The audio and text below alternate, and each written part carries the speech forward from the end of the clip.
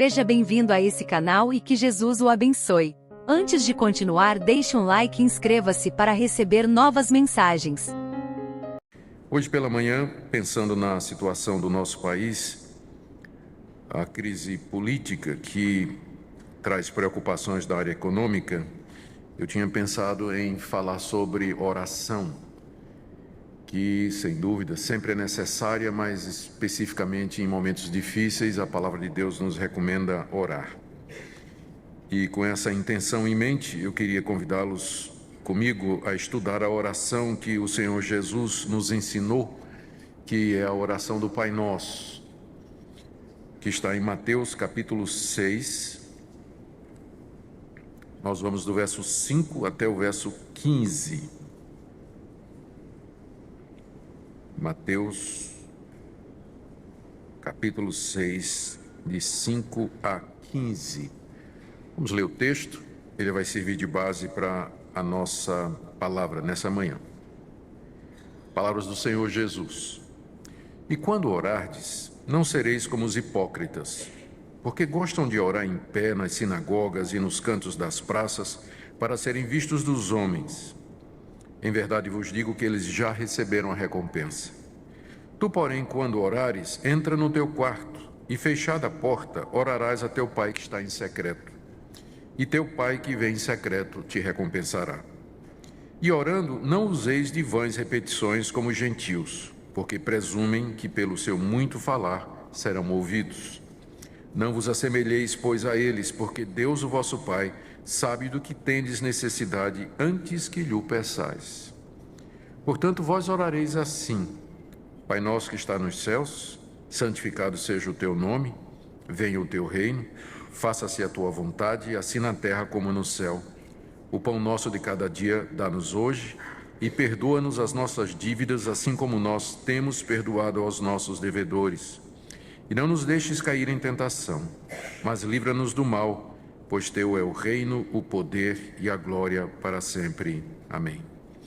Porque se perdoardes aos homens as suas ofensas, também vosso Pai Celeste vos perdoará. Se, porém, não perdoardes aos homens as suas ofensas, tampouco vosso Pai vos perdoará as vossas ofensas. Vamos orar. Senhor, nós estamos diante da oração que o Senhor nos ensinou e pedimos que o Senhor nos ajude a compreendê-la.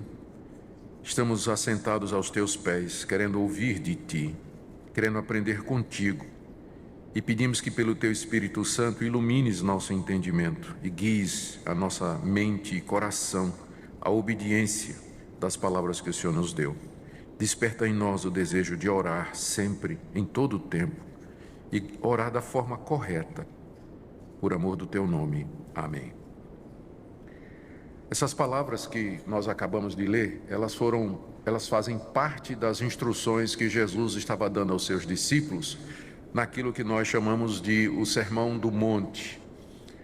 No início do seu ministério, ainda na Galileia, Jesus já tinha feito discípulos. A essa altura os 12 já estavam com ele, e afora os 12 havia uma multidão de pessoas que estavam seguindo a Jesus, alguns impressionados com os milagres que ele fazia, outros indagando se ele seria aquele Messias tão esperado. De uma forma ou de outra, havia sempre uma multidão acompanhando Jesus, além dos seus discípulos. A uma certa altura, ele vendo a multidão, ele sobe a um monte. Esse monte, na geografia da Palestina, nós não temos muita certeza onde ele é.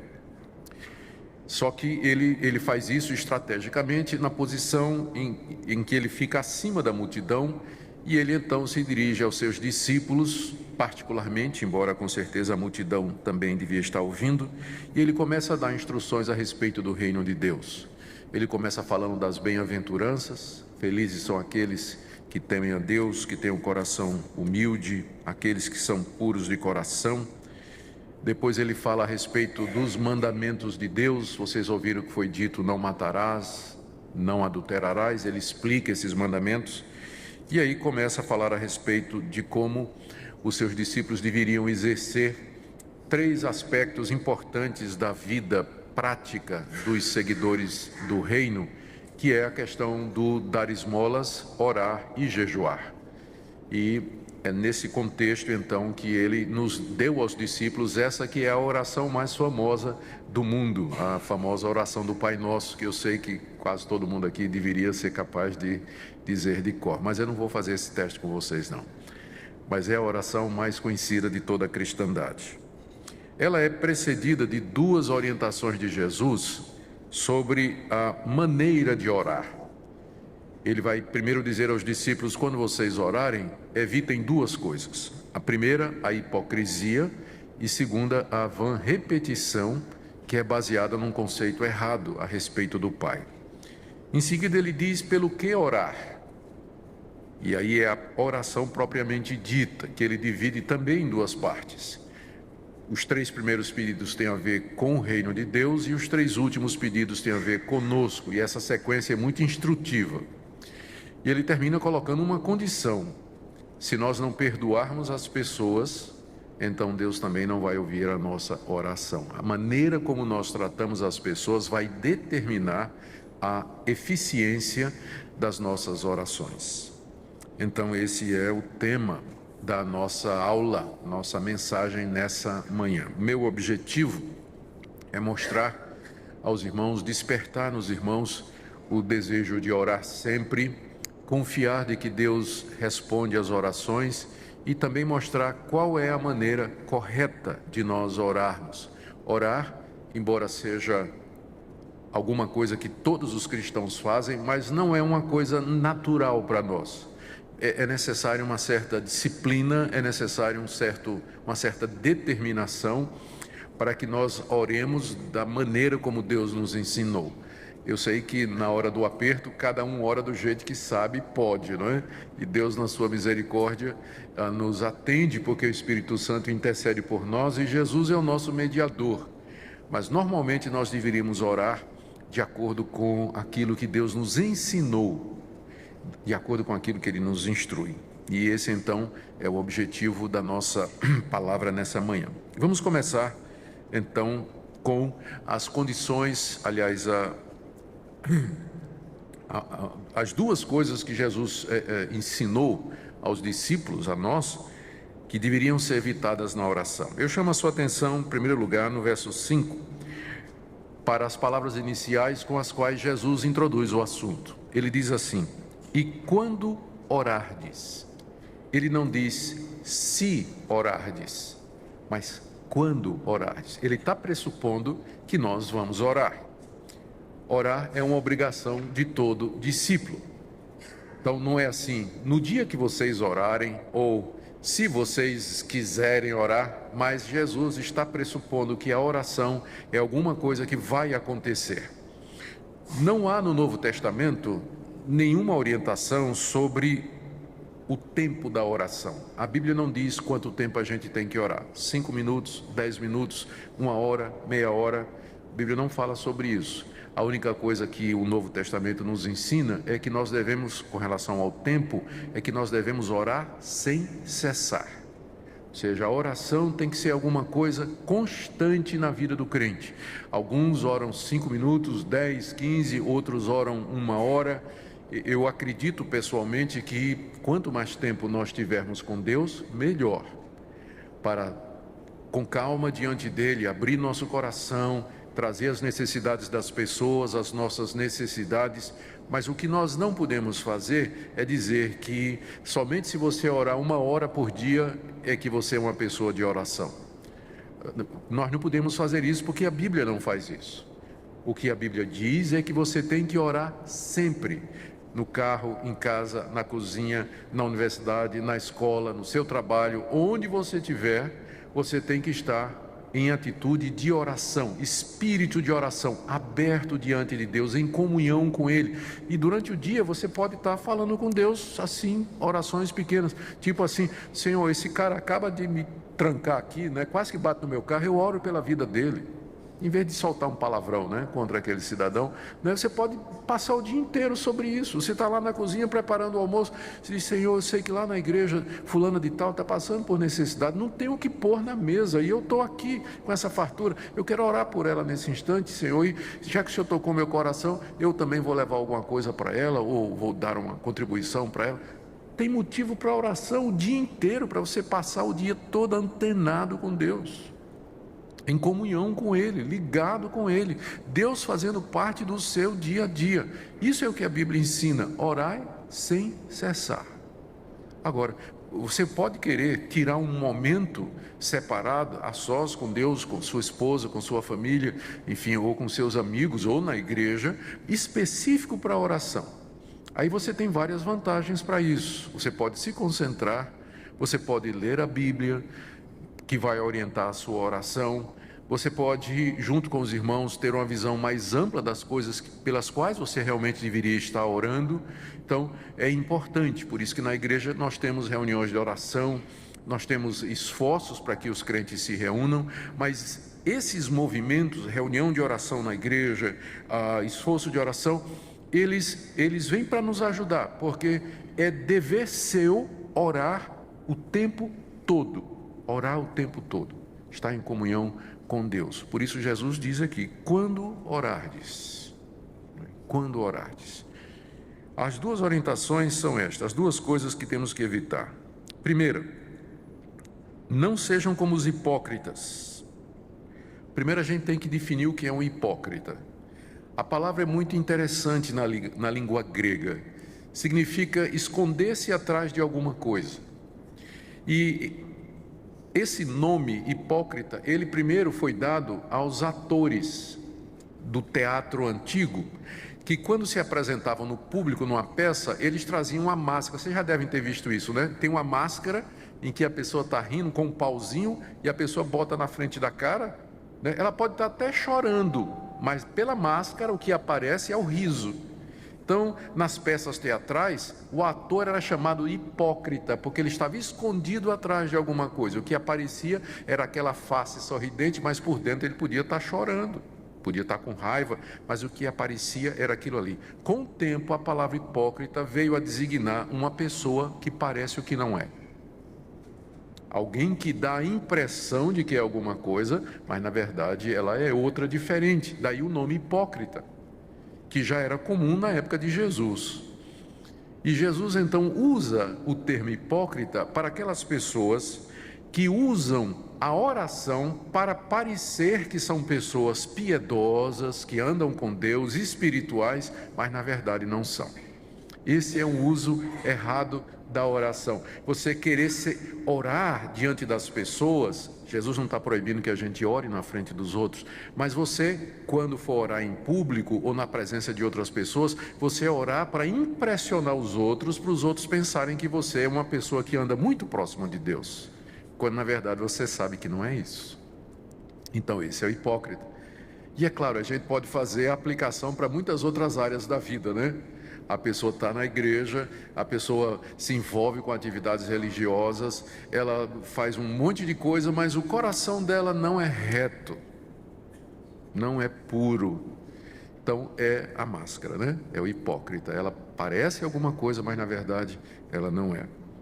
Jesus aqui se refere especificamente no verso 5 aos fariseus. Olha o que ele diz. Na época dele, os fariseus eram os religiosos mais conhecidos. Pessoal que se dedicava a obedecer a lei de Deus em detalhes e cumprir todos os regulamentos da lei de Moisés, mas aquilo era uma fachada.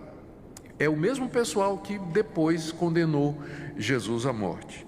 Ele disse: quando vocês orarem, não sejam como os hipócritas, porque eles gostam de orar em pé nas sinagogas e nos cantos das praças para serem vistos dos homens. Era isso que os fariseus faziam na época de Jesus. Nas sinagogas, geralmente se orava sentado. O mestre ensinava sentado. E na hora, quando um fariseu era convidado para orar, vou pedir ao irmão fariseu, que agora nos dirige a Deus em oração, o fariseu, em vez de orar lá do seu cantinho, ele ficava em pé, ó Deus. Aí fazia aquela, aí todo mundo ficava olhando. Puxa, esse cara sabe orar mesmo. Esse deve ser um grande homem de Deus. Hipócrita, coisa nenhuma. Aquilo era show para aparecer diante dos homens.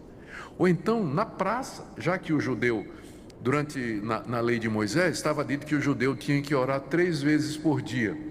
Quando chegava a hora de orar, está dizendo aqui, o fariseu chegava na praça, no canto da praça, aquela parte mais exposta, né, na quina, que é de esquina, né, num cruzamento. Ele ficava em pé, dava uma olhada para ver se tinha alguém olhando, e aí ele começava a orar publicamente ali naquele local mais visível para chamar a atenção das pessoas. Jesus diz, isso é hipocrisia. Você não pode usar o cristianismo, a oração especialmente, como um meio de se promover, para que as pessoas pensem que você é espiritual. Por isso nós precisamos ter muito cuidado quando a gente lida com essas questões. Qual a motivação? Jesus não está proibindo aqui que você ore em público, mas você tem que lembrar que a oração é dirigida a Deus. E nós não podemos usar a oração para impressionar as pessoas ou dar a impressão de que nós somos aquilo que na verdade no íntimo nós não somos. Jesus diz aqui que na verdade eles já receberam a recompensa. Qual é a recompensa? O aplauso humano. As pessoas dizendo, puxa, que pessoa espiritual. Pronto, é tudo que você vai receber. A sua oração não vai ser atendida por Deus. O máximo é essa recompensa humana que você vai ter. Aí então, o que fazer? Verso 6. Tu, porém, quando orares, entra no teu quarto e, fechada a porta, orarás a teu pai que está em secreto, e teu pai que vê em secreto te recompensará. Como eu disse, o Senhor Jesus não está proibindo que você ore em público e não está dizendo que a oração boa é somente aquela que é feita você trancada no quarto. O que ele está dizendo é que nós evitemos a hipocrisia, a ponto de que, se for necessário, você evite orar em público e vá orar em secreto. O que Jesus está recomendando aqui é a sinceridade de coração, é a comunhão entre você e Deus, longe dos olhares humanos, ou longe de buscar a aprovação humana. A oração é um momento entre você e seu Pai que te vê em secreto, que vê você lá no quarto, onde ninguém mais te vendo, Deus está te vendo. Lá quando você está dirigindo, lá quando você está no trabalho, quando você está na escola, quando você está no seu gabinete, quando você está sozinho, Deus está vendo você. E é a Ele que você vai orar e dirigir as suas orações. A gente precisa sempre ter muito cuidado com as palavras de Jesus e entendê-las no contexto. Depois da Reforma Protestante, houve muitos grupos que saíram da Reforma, que foi um grande movimento religioso, e alguns estranhos, né?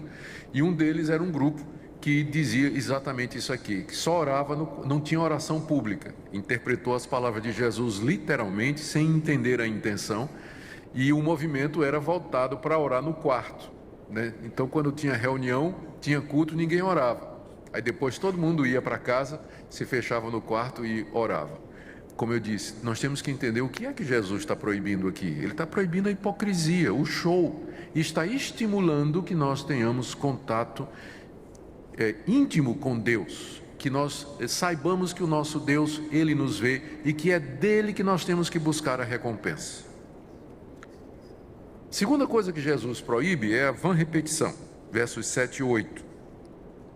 E aqui primeiro ele usou os fariseus, né, como exemplo daquilo que nós não devemos ser.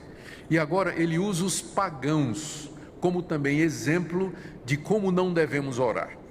Os pagãos, eles também eram bastante religiosos. A gente às vezes pensa que só os cristãos é que são religiosos. Não, os pagãos têm as suas religiões. Eles acreditam nos seus deuses, eles oram a seus deuses, eles trazem ofertas para os seus deuses, eles seguem o código moral que eles acham que vem dos deuses deles. O problema é que isso não é baseado na revelação de Deus, vem da imaginação humana, não só os deuses, mas também todo esse sistema religioso que eles têm.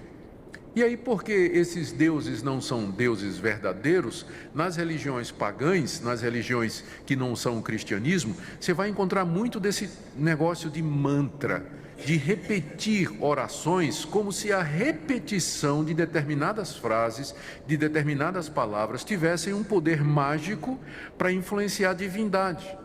Então os pagãos ficavam repetindo frases diante dos seus deuses. Você tem um exemplo disso no Antigo Testamento, quando Elias desafiou os profetas de Baal. Vamos ver qual é o Deus verdadeiro. Um altar para Baal, que era o Deus pagão que estava sendo adorado em Israel, e um altar para o Deus verdadeiro. Os profetas de Baal, e esse foi o acordo, não é? A competição, deviam orar a Baal para que Baal mandasse fogo do céu para provar que era Deus. E eles passaram o dia inteiro gritando: responde Baal, e ficavam pulando ao redor do altar, se cortava com faca, e responde Baal, e Elias, que não era nem um pouquinho politicamente correto, dizia: grita mais alto, pode ser que ele foi no banheiro, ou então foi para fazer alguma coisa, né? Grita aí mais alto para ver se Baal responde, e o pessoal repetindo: responde Baal. Elias, chega a vez de Elias, ele vai ao altar que ele erigiu e manda botar água em cima para deixar bem molhadinho o animal que estava morto, e ora uma vez só e diz: Deus, responde para que eles vejam que tu és Deus. E desce, todo mundo conhece a história, desce fogo do céu e consome o altar. É esse contraste que Jesus está fazendo aqui. Quando vocês orarem, não sejam como os gentios, porque eles pensam que pelo muito falar eles serão ouvidos. É porque eles não sabem quem é Deus. Jesus explica: vocês não devem ser semelhantes a Ele, verso 8, porque o vosso Pai sabe do que tendes necessidade antes que lhe o peçais. Antes de nós pedirmos, antes de verbalizarmos a nossa necessidade, Deus já a conhece, porque o nosso Deus é onisciente, onipotente e onipresente. Ele não é como esses deuses da imaginação humana, mas Ele é o Deus que conhece todas as coisas. É o Deus que tem conhecimento dos menores detalhes sobre a sua vida. Ele não somente sabe tudo o que você precisa, mas Ele sabe exatamente o que você precisa, mesmo que você às vezes peça outras coisas. Ele sabe do que é que você de fato precisa. Com isso, Jesus não está desestimulando que nós insistamos diante de Deus ou perseveremos na oração quando Deus parece demorado em atender. Há uma diferença entre você instar com Deus e perseverar em oração com Deus e você ficar repetindo uma frase, ou como por exemplo a Ave Maria ou o próprio Pai Nosso, porque tem gente, há uma fórmula, ou há uma forma evangélica não, né, dentro do cristianismo, de fazer isso. E nós temos isso, o melhor exemplo é o da Igreja Católica, onde os fiéis são ensinados a rezar 10 Ave Marias ou 20 Pai Nossos para conseguir uma graça, ou para serem perdoados por Deus, ou para pagar algum tipo de pecado como penitência. Então, a ideia é que se você ficar repetindo o Pai Nosso, ou a Ave Maria, ou qualquer outro tipo de oração, aquilo vai sensibilizar Deus e fazer com que Deus atenda. Mas Jesus está dizendo que não funciona dessa maneira. Mas como eu falava, isso não quer dizer que você não possa argumentar com Deus. Mas quando você vai argumentar, pensa o seguinte: seu filho chega para você e diz: mamãe que está no céu, eu quero comer. Mamãe que está no céu, eu quero comer. Mamãe que está no céu, eu quero comer. Mamãezinha querida que está no céu, não. Mamãezinha querida, eu quero comer. Mamãezinha querida.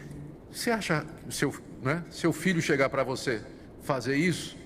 Né? E se seu filho, você vai preferir que seu filho chegue assim e diga assim: mamãe, eu estou com fome e eu preciso comer. A senhora sabe que eu tenho 5 anos de idade, eu preciso me alimentar regularmente. Por que a senhora não está me respondendo? A senhora não acha que eu sou importante para a senhora? Ah, sim. Então isso é insistir na oração, isso é perseverar com Deus. Por que você não está me respondendo, Senhor? Eu te ofendi em alguma coisa errada em mim, algum pecado na minha vida? Ou será que eu estou pedindo errado? Por que o Senhor não está respondendo? Oh Deus, Tu és tão bom, a Bíblia diz que se a gente orar e pedir, o Senhor responde, mas o Senhor não está me respondendo. É diferente, isso não é vã repetição. Isso é perseverar na oração, é insistir com Deus, é lutar com Deus em oração. E isso a Bíblia nos ensina a fazer. Mas pensar que você ficar repetindo frases, só por repetir frases Deus vai atender, isso é paganismo. Nosso Deus não é assim. Ele quer que você converse com Ele, que você raciocine com Ele, que você argumente com Ele, que você diga para Ele por que Ele deveria atender sua oração. E você diz: mas Ele já não sabe? Ele sabe, mas Ele quer que você saiba também. E é tão bom quando a gente fica diante de Deus e vai discutir com Deus por que Ele não está respondendo, ou por que Ele deveria responder à oração.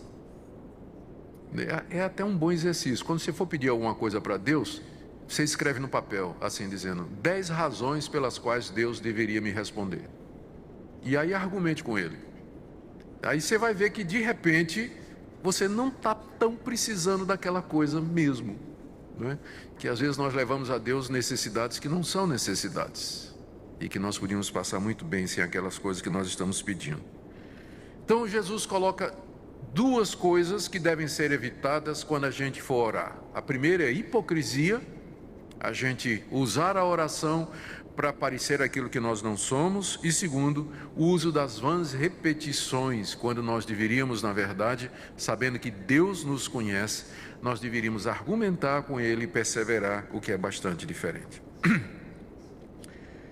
Na segunda parte da instrução de Jesus, essa foi a primeira. Na segunda parte, ele nos diz pelo que devemos orar. Pelo que nós devemos orar. E então ele nos dá o modelo do Pai Nosso. E aqui, antes de entrar no modelo do Pai Nosso, antes de entrar nos itens do Pai Nosso, nós temos que primeiro discutir o que Jesus pretendeu ao dar aos discípulos um modelo. Quando ele deu esse modelo, ele estava querendo dizer que nós podemos pegar essa vai ser a oração padrão que nós vamos fazer todo dia, que ao acordarmos todo dia, nós vamos dizer, Pai nosso que estás no céu, santificado seja o teu nome, venha a nós o teu reino. É isso que nós temos que fazer, e quando formos dormir, por exemplo, a oração antes de dormir é essa mesma, Pai nosso que estás no céu, santificado. É isso que Jesus quis dizer, é um padrão, um modelo para nós. Algumas pessoas entendem que sim, e através da história do cristianismo, como eu disse, há movimentos, não é? Que usam o Pai Nosso como sendo a oração. Pessoas que só sabem orar o Pai Nosso. E se você disser assim, em vez de orar o Pai Nosso, conversa com Deus, fala com Ele livremente.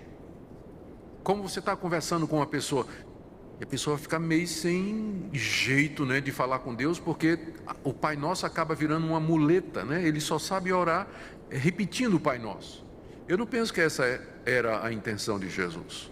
O Pai Nosso que ele ensina aqui, a oração que ele ensina aos seus discípulos, ele ensina como sendo uma orientação sobre quais são as prioridades na minha vida pelas quais eu devo orar, e as coisas principais referentes ao reino de Deus e as coisas principais com relação à minha vida aqui nesse mundo, pelas quais eu devo orar também. Agora, eu quero dizer para vocês que funciona muito bem como orientação. Na minha vida pessoal, às vezes quando meio desfocado e meio desorientado, sem saber direito o que eu devo orar, quantas vezes eu me vali do Pai Nosso, como sendo uma orientação, para ajeitar minha mente, né? Para não ficar sem saber o que dizer diante de Deus, então me lembrando do Pai Nosso, e indo ponto a ponto e orando a Deus, por isso, por as coisas que estão aqui.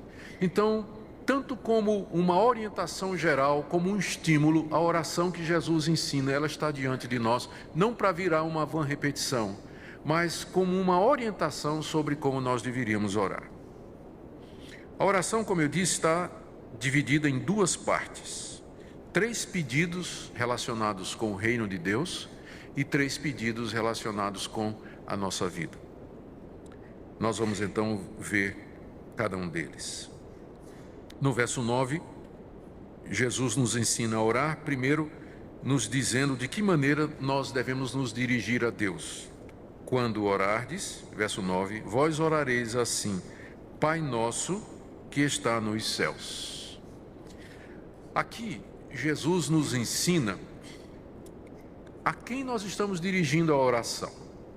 Primeiro, nós estamos orando a um Deus que é Pai. Deus é nosso Pai. Ele é o Deus que cuida de mim, é o Deus que me protege, é o Deus que me ama, é o Deus que me aceitou como filho. Eu não sou filho de Deus por natureza, nenhum de nós nasce filho de Deus. Nós somos adotados por Deus mediante Jesus Cristo. Então, só essa palavra Pai no início já nos lembra a quem nós estamos orando. Se Ele me adotou, se Ele me aceitou na sua família, se Ele, à semelhança de um pai humano, cuida de mim e provê para mim, está preocupado comigo, eu então me sinto encorajado a me dirigir a Ele e colocar diante dEle as minhas orações e os meus pedidos. O Deus a quem eu oro, Ele é Pai. Um Pai que cuida, que ama, que compreende, que entende, que provê, que tem poder para atender às minhas necessidades. Segunda palavra aqui é que Ele não somente é Pai, mas Ele é Pai nosso. Isso me lembra que eu faço parte de uma grande família de pessoas que, como eu, também podem chamar Deus de Pai. Eu sou um dos filhos desse Deus e há milhões de outros ao redor do mundo que talvez naquele mesmo momento estão se dirigindo ao nosso Pai com pedidos, súplicas e anseios. Ele é o Pai nosso. Eu sempre gosto eu gosto de pensar nisso para nos lembrar desse aspecto coletivo. Não há nada no Novo Testamento, no cristianismo, que ensine ou que estimule o individualismo. Essa ideia que às vezes surge nos movimentos pietistas, de que você está ali sozinho, trancado num quarto, clamando a Deus, e a religiosidade ou o cristianismo é praticado mais em termos individuais. A Bíblia toda nos lembra de que nós fazemos parte de uma família. A visão bíblica de igreja ou de ser cristão é coletiva. Nós fazemos parte de um corpo, de uma família. É Pai nosso. Jesus não diz, vocês vão orar assim, Pai meu. Embora você, em momentos você vai dizer, né? Meu Pai, tenha misericórdia de mim. Mas não esqueça que Ele é Pai também de milhões, bilhões de outras pessoas nesse planeta. E que nós fazemos parte dessa grande família, desse povo que se dirige a Deus como Pai. Terceira coisa, Ele é o Pai nosso que está nos céus. Eu creio que Jesus estava fazendo um contraste consciente. Ele é Pai, mas Ele é o Pai celeste. Ele é distinto dos pais humanos. Os pais humanos, por melhores que sejam, eles são falíveis. Eles erram na criação dos seus filhos, na educação dos seus filhos. Eles não têm recursos, às vezes, para cuidar das necessidades reais dos seus filhos. Mas o Pai que está nos céus, Ele é infalível, Ele é todo-poderoso, Ele é todo-amoroso. Ele é distinto dos pais humanos, porque Ele é o Pai celeste. Ele é completamente outro nesse sentido. A figura do Pai é usada, então, para ilustrar o que Deus é e para nos encorajar a nos dirigir a Ele. Ele é tudo de bom que um pai terreno tem e sem nenhum dos defeitos que o pai terreno tem. Esse é o Pai ideal. Então Ele é o Pai que está nos céus e por isso nós podemos chegar diante dEle. Bom, 3 pedidos então. Os 3 primeiros pedidos têm a ver com Deus. Jesus nos ensinou a orar, primeiro, santificado seja o teu nome. Segundo, venha o teu reino. Terceiro, faça-se a tua vontade. E só depois é que Ele diz, dá-nos o pão de cada dia, perdoa as nossas dívidas e não nos deixes cair em tentação. Então, a ordem em que Jesus colocou os pedidos, ela é instrutiva, porque Jesus nos ensina a orar primeiro pelo reino de Deus, pelas coisas referentes ao reino de Deus, ao nome de Deus e à vontade de Deus. Só depois é que vem os pedidos de pão, perdão e proteção. Como eu disse, é instrutivo essa sequência, porque mostra que o alvo primário da nossa vida é a glória de Deus, o reino de Deus acima das nossas necessidades. E eu queria que você agora fizesse uma análise da sua vida de oração. Quando você vai orar, você pede pelo quê? Não precisa responder, posso responder por você? Geralmente é por alguma necessidade sua. Você vai pedir por alguma coisa. Deus, eu estou angustiado, me dê paz. Deus, eu estou preocupado com a situação do Brasil, por favor, me livre. Deus, estou passando necessidade financeira. Deus, eu estou doente, peço. Não tem nada errado de você fazer isso. O problema é que não foi assim que Jesus ensinou. Ele disse que isso vem no final da oração, antes de pedir pela sua saúde, pelas suas necessidades, antes de você pedir por qualquer coisa pessoal sua, você devia pensar nas coisas do reino de Deus, pensar em Deus, na sua vontade e no seu nome. Sabe por que Jesus ensinou a gente nessa sequência? Para evitar o egoísmo. Lembra o que Tiago diz no capítulo 4? Vocês pedem e não recebem porque vocês pedem mal para gastar nos seus deleites e prazeres. Às vezes nós usamos a oração como um meio de tentar convencer a Deus de nos fazer felizes, quando o alvo primário da oração não é necessariamente esse, mas de buscar a glória de Deus e ver o reino de Deus avançando. Por exemplo, primeira petição: santificado seja o teu nome. Deus já é santo. Então, o que é que significa santificado seja o seu nome? Quer dizer, Deus, que o teu nome seja santificado na minha vida, na minha família, no meu trabalho, que eu viva de tal maneira que o teu nome seja conhecido, glorificado, que as pessoas olhem para mim e digam: o Deus desse homem, o Deus dessa mulher é de fato um Deus santo. Porque olha a maneira como ele vive, como ela se conduz, de maneira santa, de maneira justa, reta, pura. Então, esse Deus é um Deus, o nome desse Deus é santo. É isso que esse primeiro pedido quer dizer. Que o nome de Deus seja glorificado na sua família, no seu casamento, nos seus relacionamentos, no seu trabalho, nos seus estudos, na sua profissão, em tudo que você é e tudo que você faz. É esse desejo de que a glória de Deus esteja sobre tudo o que você fizer aqui nesse mundo. Primeira petição: santificado seja o teu nome. Ó Deus, que o teu nome seja santificado na minha igreja, na minha vida, no meu trabalho, na minha família, nos meus filhos. Faz com que eu viva de tal maneira em todas estas áreas que todos percebam que tu és santo. Que pelas obras que eu faço, pelas decisões que eu tomo, eles percebam que há um Deus e que esse Deus é verdadeiro. Segunda petição: venha o teu reino. Deus tem um reino e esse reino já está presente, mas ele ainda não veio na forma completa. Ele virá quando Jesus Cristo retornar. A segunda petição tem a ver com a expansão do reino de Deus no mundo. Senhor, que teu reino venha para esse mundo, que a tua obra seja completa aqui, que tu sejas conhecido no mundo todo. E aqui é um bom momento para orar pela obra missionária. Venha o teu reino através da pregação do Evangelho nesses países distantes. Venha o teu reino aqui em Goiânia, através do meu testemunho, através da minha igreja. Venha o teu reino nesse país que tanto precisa te conhecer. A segunda petição tem a ver pela expansão do reino de Deus no mundo. Você pode aproveitar e orar: Senhor, se o Senhor quiser me usar, me usa. Se quiser usar os meus filhos, eu consagro meus filhos a Ti, para que o Senhor os use como propagadores do Evangelho. Eu sei, Senhor, Tu sabes, eu gostaria que eles fossem médicos, advogados, eu queria isso para eles, mas se for a Tua vontade, manda pregar o Evangelho na China. Aqui está minha família, meus filhos, usa para a Tua glória. Venha o Teu reino. Você pode orar por isso também. É isso que a segunda petição nos ensina.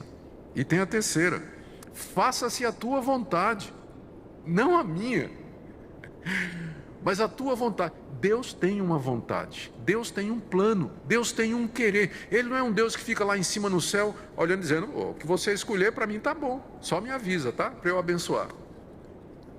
Ele não é esse tipo de Deus. Eu sei que tem gente no povo evangélico que acha que Deus é assim. Não. Esse Deus tem uma vontade. Ele tem um plano. Ele tem um propósito. E você está orando para dizer a Deus: Senhor, faz a tua vontade na minha vida, ainda que isso me doa, ainda que não seja o que eu quero, ainda que a tua vontade seja completamente diferente daquilo que eu imagino que seria a minha felicidade, mas a tua vontade, ela é o bem maior que eu quero. Eu quero viver para fazer a tua vontade. Só serei feliz fazendo a tua vontade. Faz a tua vontade na minha vida, na minha família, na vida do meu país, na vida da minha igreja, em todo lugar, que a tua vontade prevaleça. Você ora assim? Seja glorificado o teu nome, que o teu reino se espalhe através da igreja no mundo e que a tua vontade seja feita, ainda que me custe dor e sofrimento. É um pedido de entrega total. E ele diz aqui, terminando a primeira parte, que nós devíamos dizer: faça-se a tua vontade, assim na terra como no céu. assim na terra como no céu. Com isso ele está querendo dizer que no céu a vontade de Deus já está sendo cumprida plenamente pelos anjos e pelos homens redimidos, glorificados, que agora estão na presença de Deus, louvando a Deus e dando a Ele a glória que lhe é devida. Da mesma forma que Deus é adorado, servido, glorificado e reconhecido nos céus, que Ele seja na terra. Que o nome dEle, que o reino dEle venha, que o nome dEle seja conhecido e glorificado e que a vontade dEle finalmente domine. Essa é a oração mais profunda que você poderia fazer. E agora você pode entender porque pão, perdão e proteção são secundários. Eles vêm depois, na sequência que Jesus está ensinando. Está aí, a partir do verso 11, Jesus então diz, agora vocês podem orar, depois que vocês orarem assim, agora vocês podem orar pelos pedidos de vocês. E tem 3 coisas que Jesus colocou como sendo alvo das nossas orações pessoais e particulares, para as nossas necessidades. Primeiro, o pão nosso de cada dia nos dá hoje. É fácil lembrar, porque tudo começa com P, né? Pão, perdão e proteção. Vamos começar com o pão. A oração é, o pão nosso de cada dia nos dá hoje. Notou primeiro que ele está dizendo que você tem que orar pelo pão e não pelo pudim, não é? Porque a gente, entendeu? Deus promete, quando ele diz assim, ore pelo pão, o que é que Jesus está dizendo? Se você pedir o pão, Deus dá. Pudim, pode ser. O ponto de Jesus é, se você pedir o pão, então, se ele nos ensina a pedir o pão, é porque Deus está disposto a dar o pão. O pão representa o alimento mais básico, mais fundamental. Com isso ele quer dizer, você pode pedir pelas suas necessidades básicas. Aquilo que passa do pão, até a manteiga, né?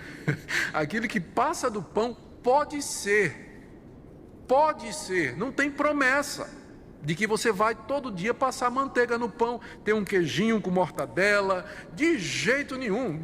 Deus não está prometendo isso. Ele está prometendo o sustento básico, que Ele não vai deixar você morrer de fome. Agora, que você vai ter uma mesa farta, bonita, cheia de variedade, todo tipo de carne, comer churrasco e tudo mais, isso aí é graça. Graça, Deus, Ele dá pela misericórdia dEle, mas no dia que isso faltar, não quer dizer que Ele não ama você e que Ele não está sendo fiel às promessas. Então se lembre disso. Segunda coisa que você tem que notar aqui, que é muito instrutivo, é que Ele está dizendo, o pão nosso de cada dia nos dá hoje. Jesus não ensina você a orar pelo pão de amanhã, mas pelo de hoje, como que dizendo assim, você tem que orar isso todo dia. E Deus não vai dar hoje o pão de amanhã. Ele se compromete com o que Ele disse, basta a cada dia o seu mal, um por um, viver um dia de vez. Esse é o compromisso de Deus. Ele pode nos dar hoje, mas o amanhã está na mão dEle. Então Ele nos ensina a pedir o pão para o dia, com o objetivo de dizer, o futuro está nas minhas mãos, eu vou cuidar de você, confia em mim, confia em mim, confia em mim.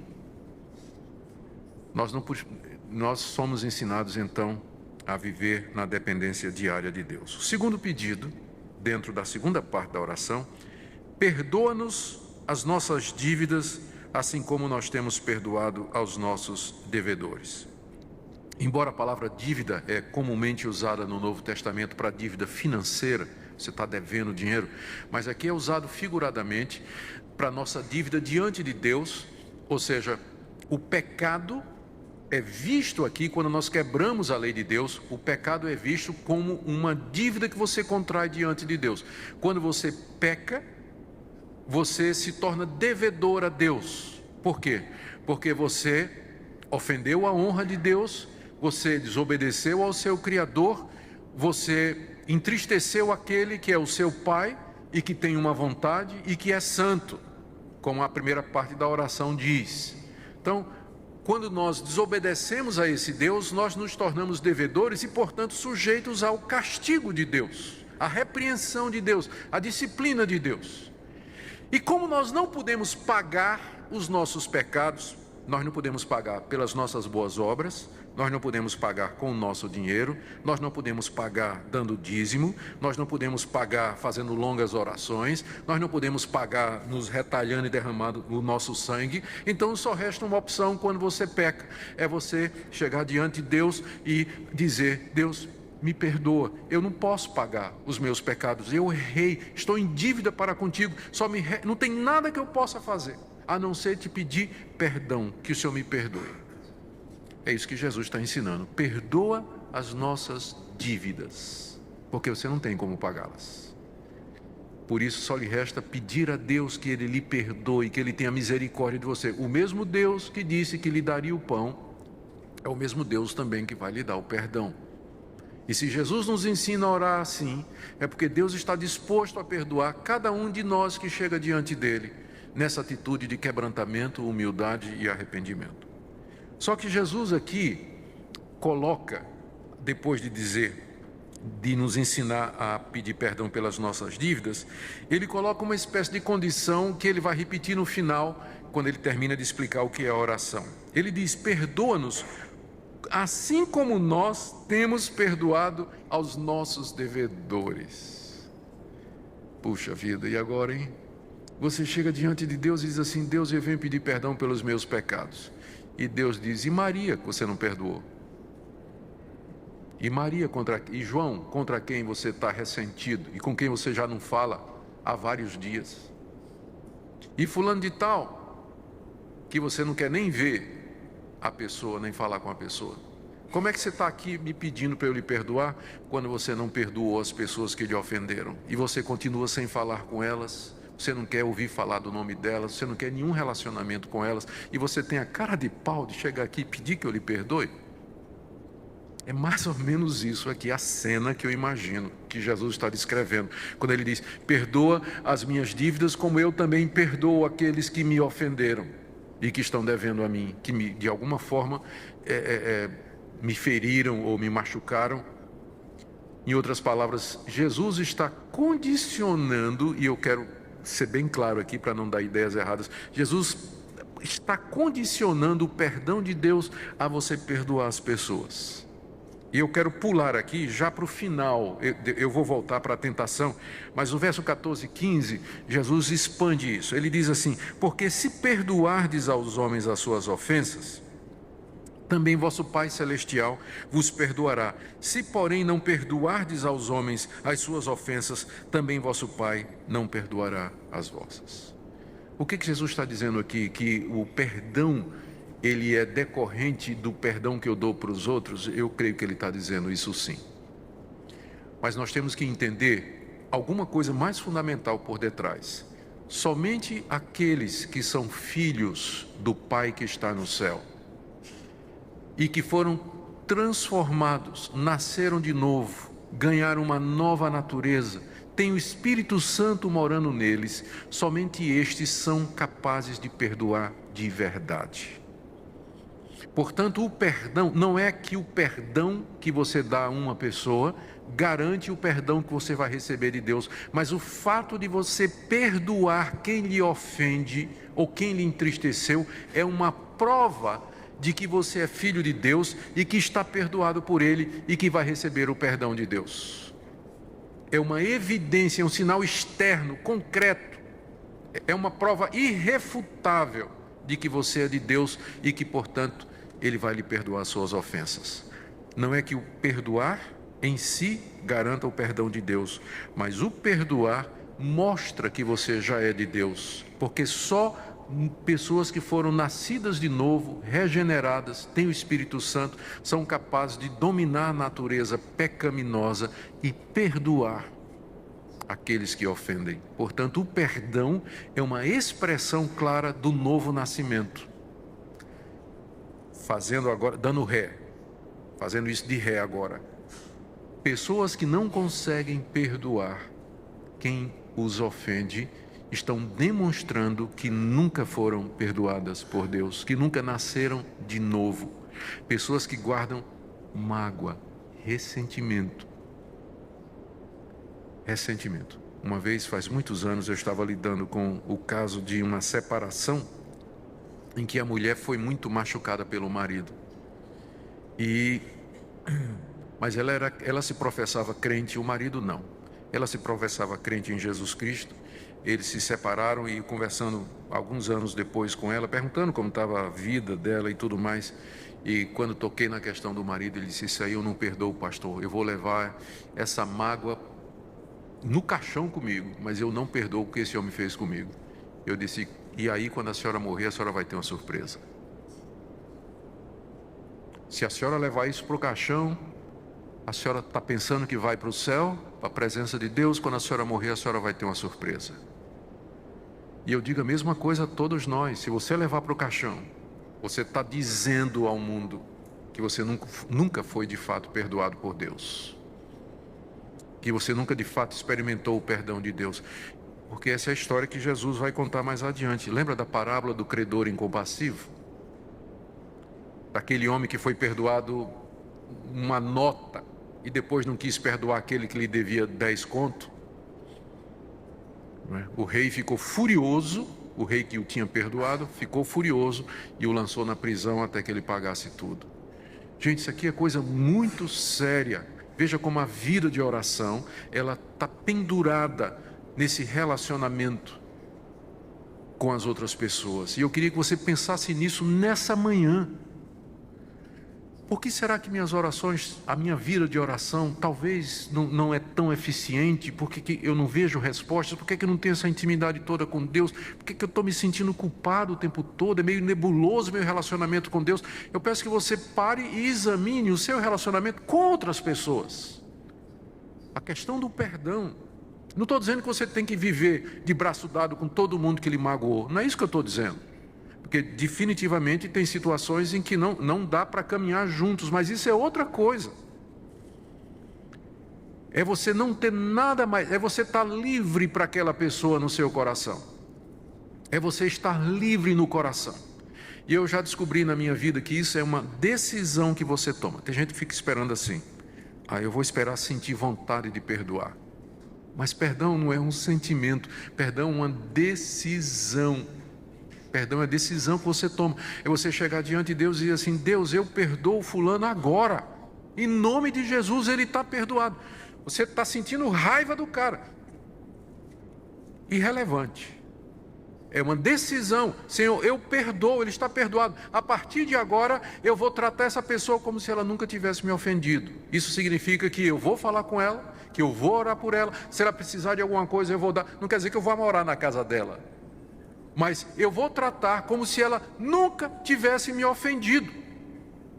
É isso que é perdoar. É isso que é perdoar. Se não perdoardes aos homens as suas ofensas, também vosso Pai Celeste não vos perdoará. Voltando agora para a oração, para a última parte, eu vou terminar. Jesus nos ensinou a pedir 3 coisas por nós: pão, já falei, perdão, acabo de falar, e tentação. E proteção, desculpa. Verso 13. E não nos deixes cair em tentação, mas livra-nos do mal. A tentação aqui é uma referência, provavelmente uma referência a Satanás, porque a palavra mal pode ser traduzida como maligno, mas livra-nos do maligno. Ou talvez, quando ele diz livra-nos do mal, não é? O mal aqui personificado na pessoa de Satanás, que tenta o cristão. O diabo e seus anjos, que nos tentam diariamente, procurando nos afastar de Deus, enchendo o nosso coração de mágoa e de ressentimento, não é? Dizendo na nossa cabeça: tu vai perdoar fulano e tal depois de tudo que ele fez, não é? Pode saber que perdoar não é fácil, porque tem um mal que está ao nosso redor. Talvez não sem razão, é que ele vem na sequência, depois de dizer perdoa as nossas dívidas, e não nos deixes cair em tentação. Qual seria a tentação? Não perdoar. Ficar ressentido, magoado, coração cheio de feridas a vida toda. Não nos deixes cair em tentação, mas livra-nos do mal, porque Ele é o nosso Deus.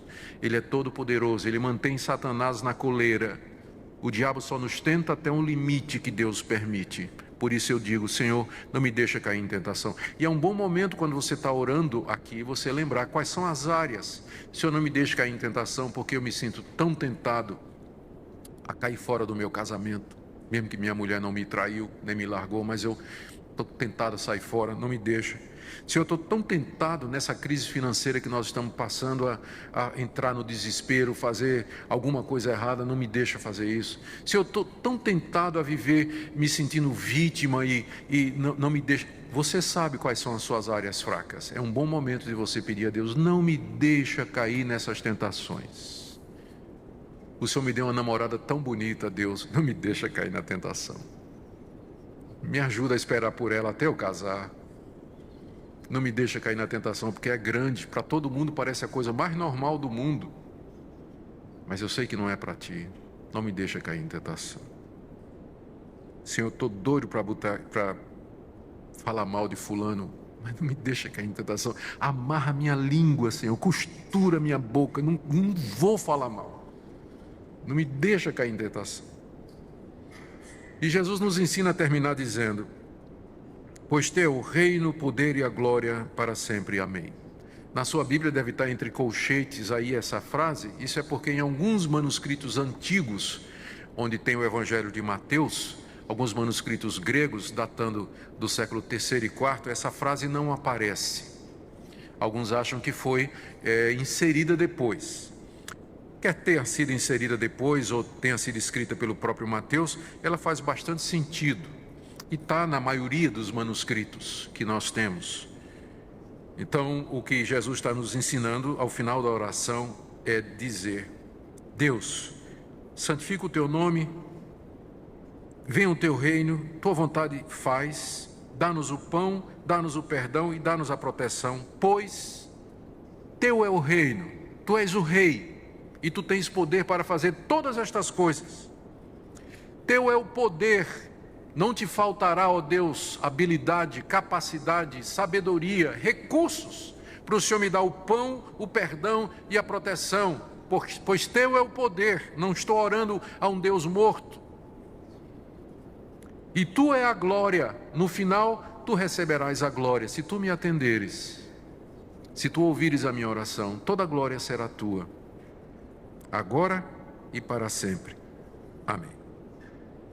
Então, queridos, essa é a oração do Pai Nosso. E nós encerramos aqui com algumas aplicações práticas. Primeiro, como eu disse, eu não conheço um modelo melhor para orar. Eu procuro orar o dia todo. Algumas vezes, eu tento diariamente ter um tempinho para orar. Ler a palavra, estou lendo a vida de Elias agora e de Eliseu, sendo muito gostoso. E orando em cima do que eu estou lendo. Mas com frequência eu recorro ao Pai Nosso e oro assim, aplicando a toda a minha situação. Quando, por exemplo, eu chego na parte, o pão nosso de cada dia nos dá hoje, eu me lembro da situação do Brasil e oro pelo país, oro por aqueles que estão sendo afetados pela crise na economia e oro para que Deus nos lembre de que Ele prometeu o pão e que nós temos tanta coisa, que nós poderíamos viver muito bem sem elas. Nós temos muito mais do que nós precisamos para viver. E que Deus nos ajude a não ficar angustiados, mas nos lembrar da provisão dEle. Eu costumo orar por isso quando chego aqui, aplicando as nossas necessidades. E eu queria recomendar você também a fazer isso, a usar a oração do Pai Nosso como um modelo para você se dirigir a Deus. Não adianta você ler a oração ou ficar repetindo a oração, não vai fazer efeito, já vou lhe dizendo. Mas você pode usar como um modelo para se dirigir a Deus. E por último, a pergunta é: como está a sua vida de oração? Tem tido comunhão com Deus? O Pai nosso que está nos céus, de quem é o reino, o poder e a glória, você tem se dirigido a Ele, colocado diante dEle as suas necessidades e as suas petições? Que Deus nos dê a graça, queridos, para sermos pessoas de oração e de termos comunhão constante com nosso Pai, buscando o seu reino em primeiro lugar, e todas estas coisas, pão, perdão e proteção, serão acrescentadas, como Ele nos ensina. Se essa mensagem abençoou sua vida, compartilhe com seus amigos e familiares. E deixe um comentário aqui abaixo.